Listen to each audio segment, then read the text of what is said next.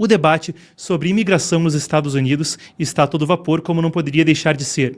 Depois de ordens executivas que concedem poderes emergenciais para os Estados Unidos, que autorizam, por exemplo, o Exército na fronteira sul, que autorizam uma ordem de coordenação entre as agências, como não se via em tempos recentes, para deportações em massa de pessoas com condenações criminais ou que estão, então, aguardando julgamento. Há outros processos e a gente vai passar pelas nuances do caso. Para a gente ter uma noção do que ocorreu nesse final de semana e que tem chamado a atenção do mundo, foi um pico de deportações em um único dia, como não se via em tempos recentes. Um clipe da Fox News tem girado pelo Brasil e também viralizado nos Estados Unidos. A gente começa a matéria conferindo. Vamos lá. Including this illegal alien from Brazil, who has an Interpol red notice for armed robbery. This Salvadoran illegal alien charged locally with rape and released by a sanctuary jurisdiction. Senhor, como se llama? And this Dominican illegal alien charged with assault with a deadly weapon and heroin trafficking. Officers also arrested this Guatemalan MS-13 gang member facing gun charges. ICE says he was released from local custody just the day before. Their detainer request was ignored because of sanctuary policies. Bom, vocês viram então, isso foi um vídeo de uma exclusiva da Fox News que acompanhou imigrantes ilegais sendo detidos por agências e autoridades dos Estados Unidos no final de semana. Esse domingo, em particular, tem dado o que falar. Foram 956 pessoas detidas em um único dia, o que, bom, é um pico na série histórica. 956 no domingo após a ordem executiva. Então, para a gente ter um comparativo, claro, esse número não significa nada sem um comparativo, no ano fiscal que se encerrou em 30 de setembro do ano passado, então, o ano fiscal anterior, foram uma média de 310 pessoas detidas por dia, isso de não cidadãos americanos com ou condenações criminais ou então com acusações cujo julgamento estava pendente. Para a gente também ter um tom do que acontece, a gente tem um aviso que vem, então, de uma das autoridades fronteiriças dos Estados Unidos, a principal que lida com a atual crise migratória. Vocês veem ao meu lado uma declaração da ICE, ou do ICE, a Autoridade de Imigração e Alfândega dos Estados Unidos, anunciando que, junto de parceiros federais, incluindo FBI, ATF, DEA, CBP, que é a Customs and Border Patrol, uma série de entidades que também lidam com a questão, começou a conduzir uma série de operações em Chicago. Chicago foi, na gestão anterior, tem sido uma cidade santuário, onde imigrantes não documentados muitas vezes buscam abrigo por ter uma flexibilidade legal maior. Anúncios como esse são esperados e operações como essas são esperadas em mais cidades. A nossa apuração aqui tem esse tipo de operação confirmadas em estados incluindo Minnesota, Califórnia e Colorado. E, de fato, Tom Homan, que chefia a agência que trouxe esse anúncio à tona, ele que é o chamado rei da fronteira, Border Czar, como se diz nos Estados Unidos, disse para que se espere aumentos diários. Disse que está focado em segurança nacional, mas que deve expandir o escopo. Segundo o Washington Post, nos Estados Unidos, eles querem aumentar o número para 1.200 a 1.500 pessoas, então, não cidadãos ou já com condenações criminais ou com acusações cujo julgamento está pendente, sendo detidos por dia. Para Homan, ele diz que todas essas pessoas acabam por ser criminosos, pois cruzar a fronteira ilegalmente seria um crime. Vamos ver o que ele diz. Temos também uma entrevista recente dele para a ABC News. Vamos lá. If you're in the country illegally, you're on the table, because it's not okay to, violate laws of this country. You got to remember, every time you enter this country illegally, you violated a crime under Title 8, United States Code 1325. It's a crime. So if you're in the country illegally, you got a problem. And that's why I'm hoping those who are in the country illegally, who have not been ordered removed by the federal judge, should leave. Bom, então ele alerta as pessoas para que estão nessa situação para que saiam e explica a perspectiva que vem da lei nos Estados Unidos. Vale a pena registrar que J.D. Vance também deu sua primeira entrevista como vice-presidente agora, no cargo, no domingo. E no domingo cedo já falou que, apesar de muitas organizações, mesmo uma delas, uma associação de bispos católicos, ter feito esses comentários, a associação comentava a respeito da ordem executiva estender os poderes de autoridades para buscar, então, por imigrantes ilegais que sejam criminosos em igrejas e escolas. J.D. Vance falou que essa organização de bispos estava recebendo dinheiro para auxiliar, então, a alojar imigrantes. $100 milhões por ano foi a cifra que ele utilizou, e falou que eles deveriam estar mais preocupados com as crianças que são traficadas por eles. E isso demonstra um pouco da retórica inflamatória que tem sido vista nos Estados Unidos conforme o governo Trump, ame-o ou odeie-o, começa, por certo, com o pé na porta. Mas além da notícia que nos Estados Unidos gera por si só impacto, há também que se discutir o impacto disso globalmente. Vocês que devem ter acessado as redes sociais no final de semana e hoje, por certo, devem ter conferido as repercussões, e a coisa com certeza repercutiu no Brasil, conforme expatriados voltavam então ao Brasil e em condições que não pareceram apreciáveis, pelo menos para as autoridades brasileiras. Nós temos aqui uma nota, temos então, isso é o print da nota à imprensa que vem do governo federal, na qual o ministro Ricardo Lewandowski falava então a respeito das condições nas quais vieram os brasileiros. Ele que é o ministro da Justiça e Segurança Pública, e informou o presidente Luiz Inácio Lula da Silva sobre uma tentativa de autoridades, eu leio agora da nota, de autoridades dos Estados Unidos de manter cidadãos brasileiros algemados durante o voo de deportação para o Brasil. A situação foi comunicada para o diretor-geral da Polícia Federal, Andrei Passos Rodrigues.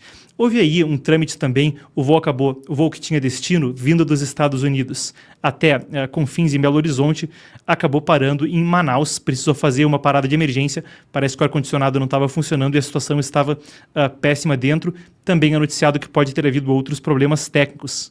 Então a Polícia Federal recebeu os brasileiros e seguiram com um avião da FAB para Confins, em Belo Horizonte, e o Ministério da Justiça e Segurança Pública, lendo aqui da nota, disse que a dignidade da pessoa humana é um princípio basilar da Constituição Federal e um dos pilares do Estado Democrático de Direito, configurando valores inegociáveis. Entretanto, o que ocorre é que, veja, isso não é uma exclusividade da nova gestão Trump, e foi noticiado no Brasil como se fosse. Em uma retrospectiva, esse tipo de assunto ocorreu também em outras administrações anteriormente, em particular a administração de Obama.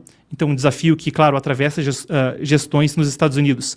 O governo Obama deportou mais de 270 mil imigrantes no período fiscal. Melhor, aqui sim.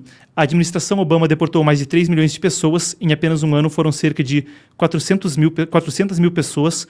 Uma época onde até nas comunidades à esquerda do espectro político ele era criticado como o deportador-chefe dos Estados Unidos.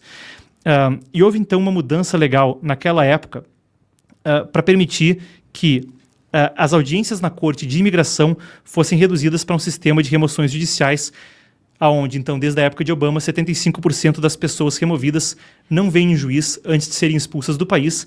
A gente tem também vídeos que foram resgatados pelo portal Metrópolis, que mostram, então, que já no governo Biden, as mesmas condições de algemas e correntes nos pés para brasileiros eram mantidas. Vamos conferir. Of the immigration cycle, what we see is the ICE removal flight getting ready to depart to repatriate migrants that cross into the United States illegally. E vocês veem na tela também publicações das redes sociais que destacam o Brasil como um dos destinos dos voos que se vê na tela.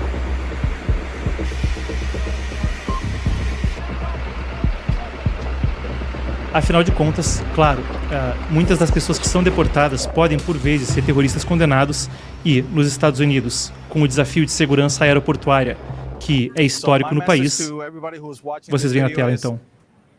Coming to the United States, follow the legal pathways that have been provided. Avoid crossing illegally into the U.S. Do not expose yourself to the dangers of the smugglers and the coyotes and whatnot. And understand this, if you come to the United States illegally, there will be a consequence, which is what you see right here behind me in the form of an ICE air flight.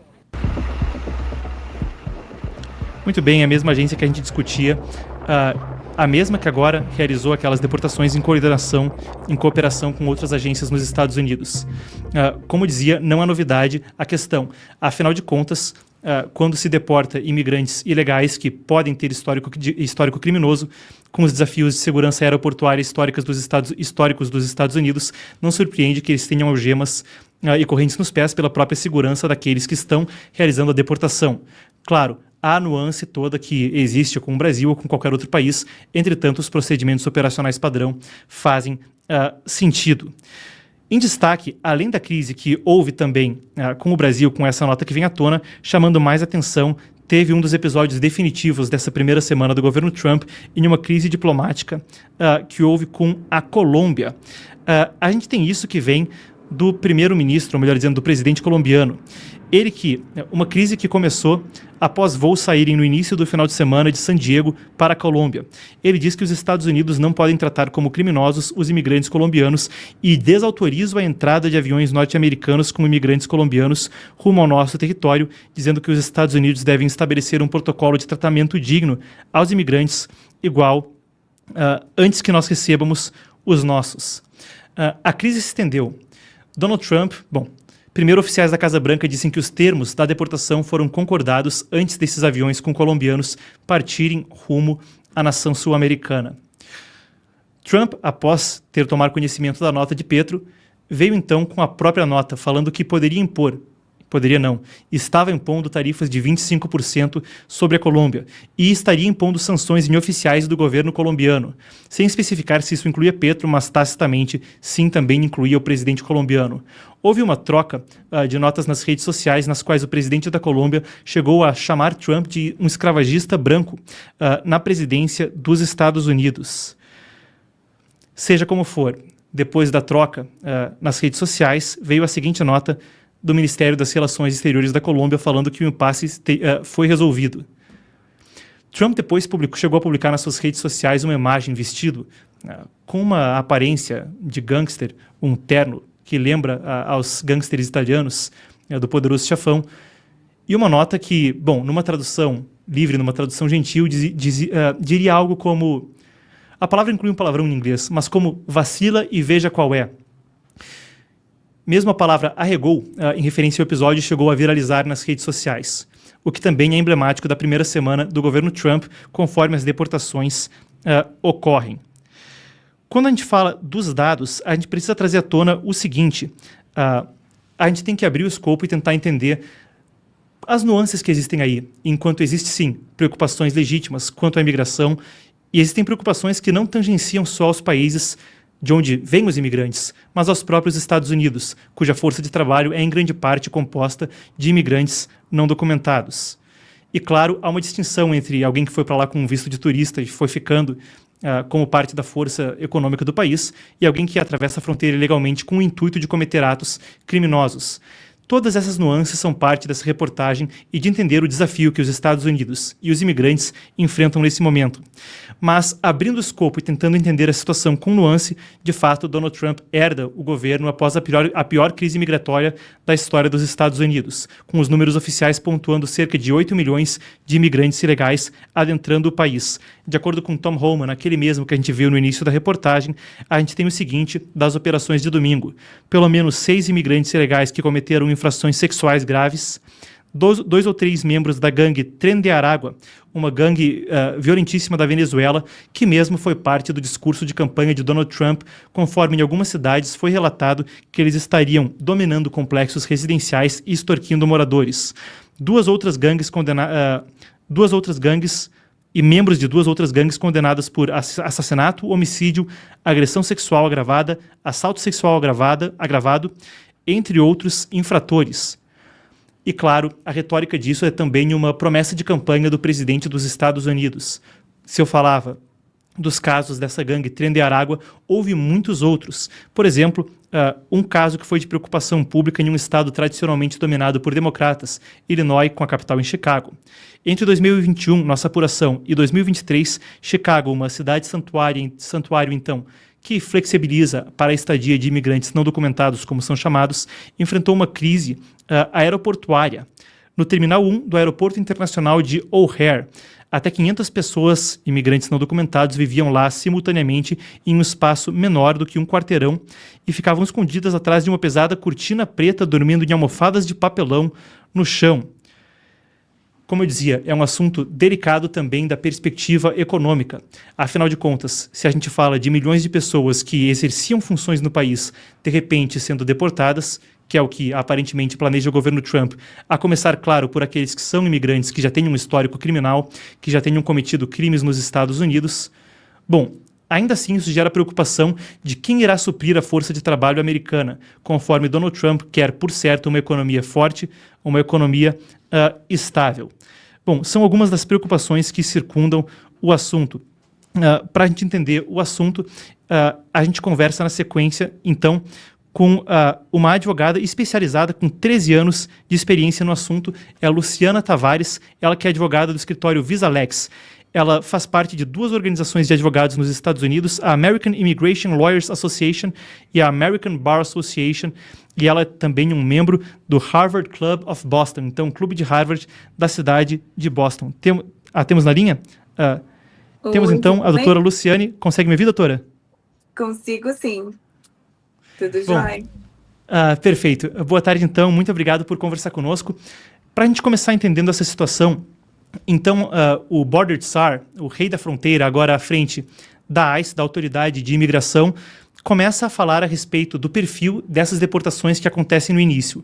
Primeiro de tudo, você que observa o fluxo migratório, que tem essa experiência, o que você tem observado em termos de como essa deportação em massa está acontecendo agora?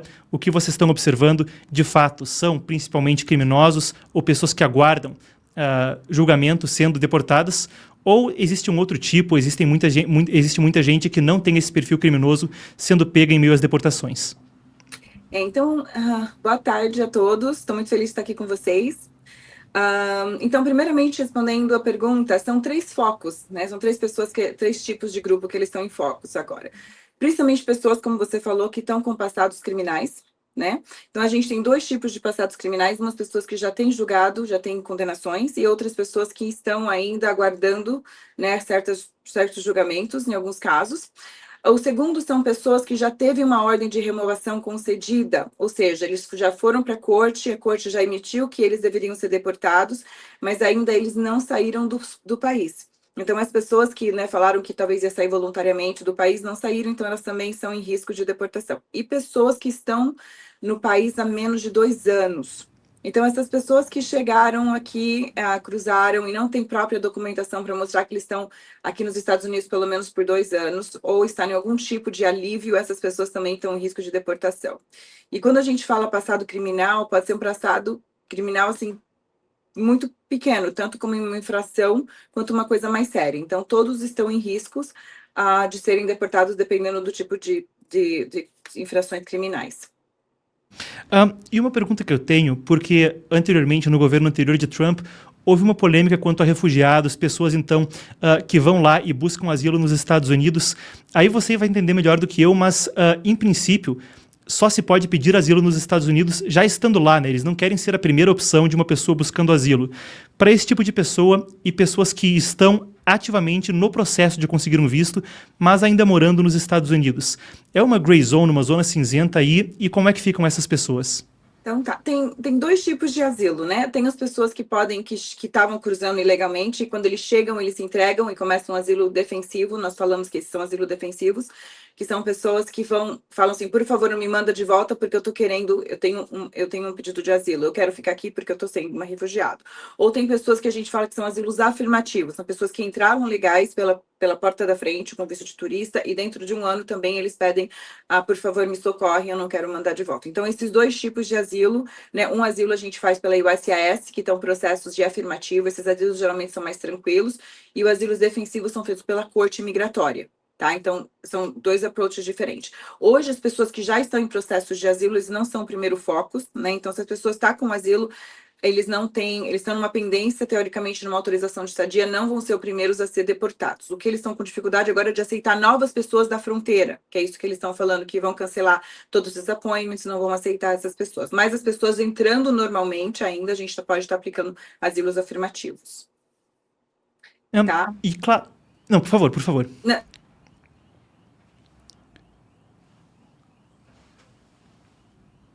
Perdemos a doutora? Um instante. Aparentemente é uma falha da conexão. A gente tendo as imagens de volta, a gente retorna com ela. Eu havia ainda uma pergunta a fazer a respeito de o que acontece então com a força de trabalho e o que a gente pode esperar em termos de flexibilização de vistos, porque ao mesmo tempo em que é esperado que haja deportações em massa, é esperado que a gente tenha uma flexibilização então, de vistos para novos entrantes. Afinal de contas, esse vácuo na força de trabalho terá de ser suprido. Vamos ver se a gente consegue, então... temos a doutora novamente? Desculpa, parece que temos. Conexão. Imagina, acontece. Eu mesmo aqui, sorte que foi você e não eu. Às vezes aqui a minha conexão trava, Aí fica complicado. Bom, doutora, eu tinha uma última pergunta que era, agora com a questão dos vistos, melhor dizendo, das deportações em massa, muita gente pode acabar saindo e são pessoas que fazem parte da força de trabalho. E houve muita especulação quanto ao que o governo americano deve fazer a seguir para conseguir suprir esse vácuo na força de trabalho. E é esperado que, enquanto eles realizam deportações em massa, também possa haver alguma flexibilidade em vistos, se fala do H-1B. Então, qual é a expectativa agora para quem quiser imigrar legalmente para os Estados Unidos? Afinal de contas, como eu dizia, é esperado que haja algum tipo de flexibilidade para suprir o vácuo na força de trabalho. O que eles estão querendo incentivar são as imigrações legais, né? Então, que as pessoas façam os processos legais. Nós ainda antecipamos que vão ser mais complexos, então é muito importante que esteja falando com pessoas, né, representantes legais para ajudá-los nas preparações, que a gente imagina que eles vão tentar. Está tendo alguns toques, algumas conversas administrativas no momento, que alguns estão querendo dar preferência para o H-1B, para as pessoas que têm advanced degree. Então, pessoas que são high earners, com valor acima maior, né? E outras pessoas os mais conservadores também acreditam que deve ser mais complexo para não interferir no mercado de trabalho americano. Lógico, a gente sabe que isso vai deixar um vácuo muito grande, como você falou. Então, a gente acredita que a facilidade depois dos processos complexos, já até está tudo preparado, a aprovação tende a ser maior. É isso que nós estamos antecipando. Mas, lógico, agora no momento, eu acho que, inclusive para H-2B, que são para non-agriculture workers, já tem, aumentado o número de vistos disponíveis, agora eles aumentaram 60 mil, né, isso já tem para essas novas pessoas que estão fazendo dentro do H-2B. A gente também tem agora uma opção para os Dreamers, né, que eles podem estar fazendo o H-1B desde que tenham oferta de trabalho e está numa área de interesse nacional dos Estados Unidos. Então, tem outras coisas que muitas pessoas podem estar conversando com o advogado e ver se eles se qualificam. Tem outras medidas provisórias também. Acho que eu estou expandindo um pouquinho na sua pergunta, me desculpa. Não, mas é interessante, E os Dreamers, esclarecendo para o público, me corrija se eu estiver errado, mas são pessoas que nasceram de pais imigrantes sem documentação nos Estados Unidos. Qual é o caso dos Dreamers? Os Dreamers são pessoas que vieram aqui como crianças, geralmente, fizeram toda uma formação aqui nos Estados Unidos, e hoje eles não estão aceitando o novo, né, que chama DACA, né? Novas aplicações, mas são crianças que vieram para cá e teve todo um histórico nos Estados Unidos e hoje tem uma proteção que é renovável a cada 2 anos, né, para poder ficar aqui e trabalhar aqui. Então, para essas pessoas, os Estados Unidos tem oferecido esse programa, ainda está ativo, que eles podem estar aplicando para um H-1B, que é o H-1B que a gente está começando agora, numa área de interesse nacional, e se eles tiverem uma oferta de trabalho, é um processo longo, mas eventualmente pode levar para eles, eventualmente, a residência permanente. Muitas pessoas, às vezes, não entendem todos os benefícios que eles têm. Então, nesse momento, vale a pena ele estar conversando com o advogado de imigração, às vezes, para entender se eles têm alguma opção de ação deferida, que são opções que as pessoas podem... Pode seguir, doutora. A gente só estava colocando a senhora em tela cheia, por favor. Ação deferidas, que eles podem estar sendo protegidos, ou ter algum outro processo, porque se eles tiverem algum processo, isso na hora de uma inspeção, eles podem estar apresentando isso para o oficial, né? E tem algumas coisinhas, não sei se eu estou passando muito do meu tempo, que eles podem fazer para se precaver, né? Em caso de ser parado por um oficial da imigração. Doutora, a gente vai ter que seguir a pauta, mas uma última pergunta que eu queria fazer. E para os brasileiros, por exemplo, ou para quem quer que seja, que foi deportado, nunca mais eles podem aplicar para o processo novamente? Como funciona? Não, aí precisa entender. Tem opções que a pessoa pode avaliar se eles têm pedido de perdão, se eles têm família nos Estados Unidos, né? Que tem várias maneiras. Então, tem que entender cada caso e ver se tem algum caso de alívio que ele se aplicaria.